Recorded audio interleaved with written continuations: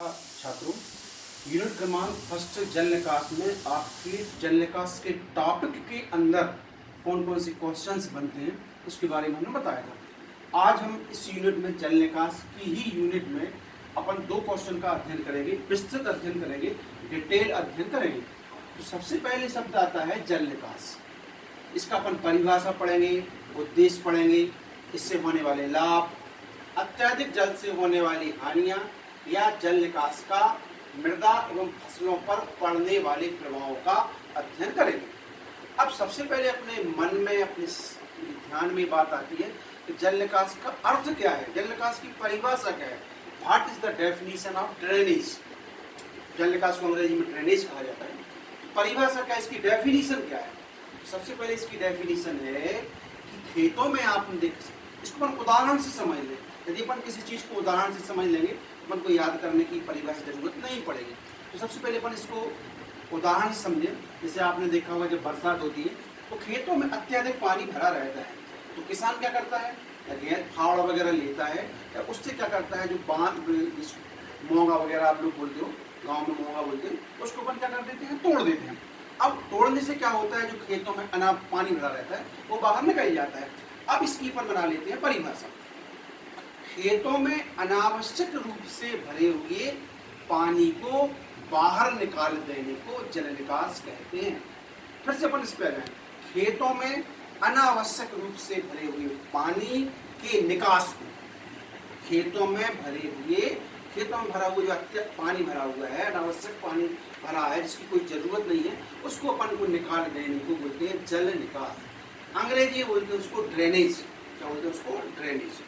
अब परिभाषा क्या होगी, खेतों में अनावश्यक रूप से भरे हुए पानी को निकालने को जल निकास कहते हैं। शाब्दिक अर्थ भी है, जल मतलब पानी, निकास मतलब खेतों से पानी को बाहर निकाल देना। अब पानी निकाल देना मतलब अनावश्यक रूप से भरा हुआ जो पानी है उसको निकाल देने को अपन क्या बोलते हैं, जल निकास। ये समस्या जो होती है जल निकास की जो है, कब जरूरत पड़ती है, जल निकास की जरूरत पड़ती है बरसात में। बरसात में देखा होगा खेतों में बहुत ज्यादा पानी भरा रहता है। अब पानी भरे रहने को अपन को निकालना तो क्या कहलाएगा, जल निकास। खेतों में अनावश्यक रूप से भरे हुए पानी को निकाल देने को क्या कहते हैं, जल निकास। तो ये क्या हो गई जल निकास की, ये होगी परिभाषा, डेफिनेशन। अब दूसरा शब्द इस्तेमाल हुआ है इसमें, दूसरा क्वेश्चन उत्पन्न होता है, इसकी उद्देश्य क्या है, ऑब्जेक्टिव क्या है, उद्देश्य क्या है। अब ये बात ध्यान रखना, अपन ने भले 2 पॉइंट में लिखे हैं, लेकिन इसका जो उद्देश्य है, लाभ है, अत्यधिक जल से होने वाली हानियां या जल निकास का मृदा पर पड़ने वाला प्रभाव। मतलब 1 क्वेश्चन, 2 क्वेश्चन, 3 क्वेश्चन और 4 क्वेश्चन। 4 क्वेश्चन का जो आंसर है वो एक ही है। कभी कभी परीक्षा में पूछ लिया जाता है कि जल निकास का मृदा पर पड़ने, फसलों पर पड़ने वाला प्रभाव। स्टूडेंट्स जो है कंफ्यूज हो जाते हैं कि ये हमने तो सर ने तो हमें जल निकास का उद्देश्य बताया था, अब ये क्या कौन सा क्वेश्चन आ गया, मृदा पर क्या प्रभाव पड़ता है, फसलों पर क्या प्रभाव पड़ता है। लेकिन इसका जो पूरे का जो आंसर है, मतलब 1, 2, 3, 4, चारों क्वेश्चंस का जो आंसर है वो एक ही है। इतनी बात समझ में आ गई, मतलब चारों क्वेश्चंस का जो आंसर है वो एक ही है। अब अपन को इसके बारे में अपन को लिखना है।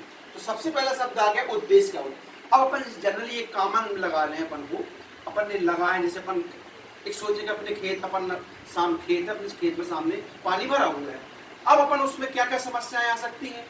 सबसे पहले क्या होता है, आप समय पर जुताई नहीं कर सकते। खेतों में यदि पानी भरा है तो आप ना उसमें हल चला सकते हो, ना बखर चला सकते हो, ना उसमें कोई फसलों को बो सकते हो। चीज हो गई। अब आपने ये भी देखा होगा, हर फसलों की वृद्धि के लिए अलग अलग तापक्रम की आवश्यकता होती है।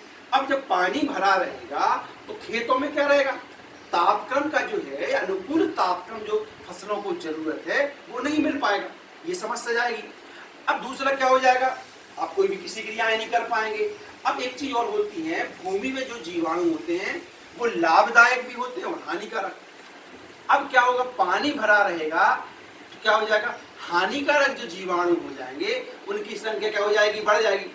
अब वो बढ़ जाएगी तो क्या हो, अपनी फसलों के लिए क्या हो जाएगा, वो प्रभावित जाएगी। ठीक है कि नहीं। इसके बाद में क्या हो जाएगा, जब हानिकारक जीवाणु बढ़ जाएंगे तो लाभदायक जीवाणुओं की संख्या में क्या हो जाएगी, कमी हो जाएगी।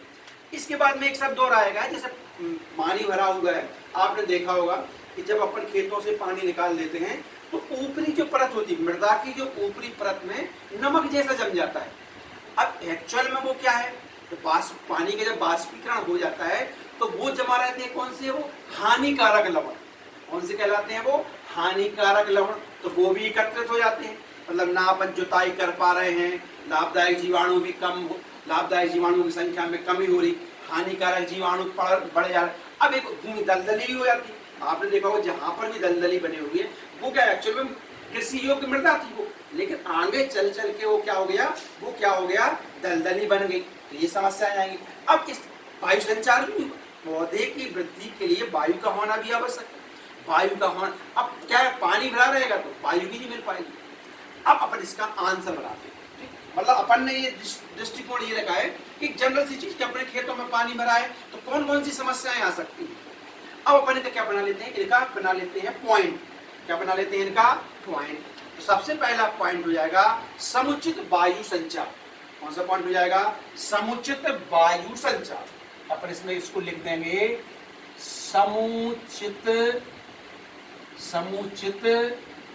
वायु संचार, समुचित वायु संचार। दूसरा कौन सा हो जाएगा, भूमि की भौतिक दशा में, भूमि की भौतिक दशा में सुधार करना। कौन सा हो जाएगा, भूमि की भौतिक दशा में सुधार करना। तीसरा पॉइंट क्या हो जाएगा, भूमि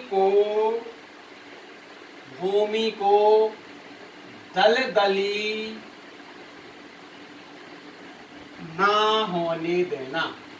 क्या हो जाएगा, भूमि को दलदली ना होने देना। अगला कौन सा पॉइंट हो जाएगा, उचित तापक्रम बनाए रखना। कौन सा पॉइंट हो जाएगा, उचित तापक्रम बनाए रखना, उचित तापक्रम बनाए रखना। अगला क्या हो जाएगा, हानिकारक लवणों का एकत्रीकरण रोकना, एकत्रीकरण रोकना। और बहुत सारे पॉइंट्स हैं, समुचित वायु संचार, भूमि की भौतिक दशा में सुधार करना, भूमि को दलदली ना होने देना, उचित तापक्रम बनाए रखना, हानिकारक लवणों का एकत्रीकरण रोकना। एक अगला पॉइंट क्या बन जाएगा, लाभदायक जीवाणुओं की क्रियाशीलता में वृद्धि। क्या बन जाएगा, लाभदायक जीवाणुओं की क्रियाशीलता में वृद्धि। अगला बन जाएगा, अगला कौन सा बन जाएगा,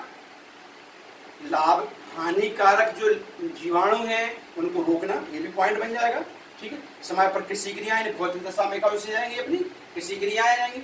इस प्रकार से अपना ये आंसर बना है, ये क्या बना है, जल निकास के उद्देश्य। परीक्षा में क्वेश्चन आएगा जल निकास के कोई 4 उद्देश्य, अपन को 7-8 पता है, तब आपको जिसका डिटेल्स अच्छा पता है उसको आप लिख सकते हो। वायु संचार होना, खेतों में पौधों की पर्याप्त वृद्धि के लिए वायु का होना आवश्यक है। खेतों में पानी भरा रहने से पौधों को वायु नहीं मिल पाती है। भौतिक दशा, खेतों में पानी भरा रहने से कृषि क्रियाओं को समय पर किसान नहीं कर पाता है। भूमि को दलदली होना, खेतों में पानी भरा रहने से भूमि क्या हो जाती है, दलदली हो जाती है। दलदली होने से बचाने के लिए जल निकास करना जरूरी है। उचित तापक्रम बनाया, फसलों पौधों की वृद्धि के लिए तापक्रम की आवश्यकता होती है। यदि खेतों में से पानी निकाल देंगे तो जो है पौधों को उचित तापक्रम मिलता रहेगा। हानिकारक लवणों का एकत्रीकरण करना, हानिकारक जो लवण हैं जब जल निकास के बाद में जो है वो क्या हो जाते हैं, एकत्रीकरण हो जाते हैं। अब उसको क्या हो जाएगा, हानिकारक लवण जो है एकत्रीकरण नहीं हो पाएंगे।